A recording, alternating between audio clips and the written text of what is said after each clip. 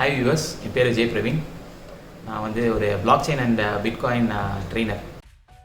Bitcoin அப்படின்னா என்ன?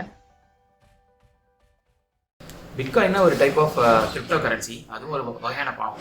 So எப்படி நம்ம வந்து இந்தியன் ரூபி, யூஎஸ் டாலர்ஸ்லாம் இருக்கோ, அதுவும் ஒரு சாஃப்ட்வேரால் ஜென்ரேட் பண்ணக்கூடிய ஒரு டிஜிட்டல் கரன்சி.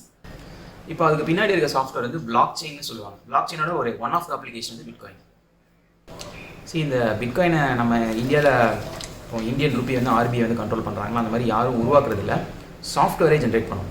உலகம் மொத்தமாகவே 21 மில்லியன் பிட்காயின்ஸ் தான் ஒரு டைமில் வந்து மேக்ஸிமம் எக்ஸிஸ்ட் ஆக முடியும். சாஃப்ட்வேர் தான் அந்த டிசைட் பண்ணும். பிட்காயினோட ஓனர் யார்? பிட்காயினோட ஓனர்னு எடுத்துக்கிட்டோம்னா அவர் பேர் வந்து சத்தோஷி நாகமோட்டோ. அவர் எக்ஸாக்டாக ஓனர் கிடையாது, அவர் வந்து ஃபவுண்டர் தான். அவரை கண்டுபிடிச்சவர். பட் இதுக்கு நம்ம நார்மலாக பேங்க்ஸில் இருக்கிற மாதிரி ஒரு சேர்மனோ இல்லை வந்து ஒரு பர்டிகுலர் ஒரு கம்பெனியோ ஒரு குரூப் ஆஃப் பீப்புளோ அந்த மாதிரி இருக்க மாட்டாங்க.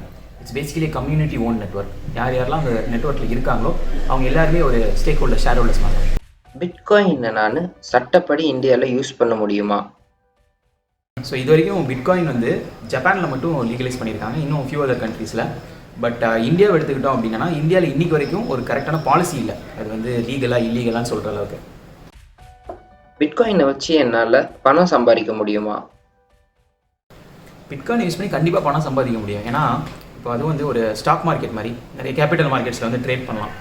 எப்படி வந்து ஒரு ஃபாரின் எக்ஸ்சேஞ்சில் மணி எக்ஸ்சேஞ்ச் பண்ணுறோம்ல, இப்போ யூஎஸ் டாலர் நீங்கள் $100 வச்சுருக்கேன்னா அதை வந்து நான் எக்ஸ்சேஞ்ச் பண்ணி இன்றைக்கி $1 ரேட்டுக்கு வந்து 70 ருபீஸோ 80 ருபீஸோ விற்கிற மாதிரி பிட்காயின் நான் இன்றைக்கி ஒரு பிட்காயின் வச்சுருக்கேன்னா அது 5 லட்ச ரூபா இருக்கலாம், நாளைக்கு அது வந்து 6 லட்ச ரூபா ஆகலாம். ஸோ அதை பேஸ் பண்ணி நிறைய பேர் இப்பவும் பணம் சம்பாதிச்சுட்டு இருக்காங்க. இந்தியாவில் இருக்கிற கிரிப்டோ கரன்சி எக்ஸ்சேஞ்சுன்னு சொல்லுவாங்க.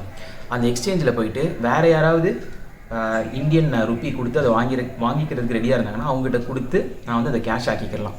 ஸோ இந்த மாதிரி வந்து நிறைய ப்ராஃபிட்டபுளாகவும் பண்ணிக்கிற முடியும் பிட்காயின் வச்சுக்கிட்டு. பட் நிறைய பேர் சம்பாதிச்சுட்டு இருக்காங்க. பட் இதில் ஒரே ஒரு பிரச்சனை என்னென்னா நிறைய பேர் வந்து காசும் லூஸ் பண்ணியிருக்காங்க. ஏன்னா it's a very highly risky investment.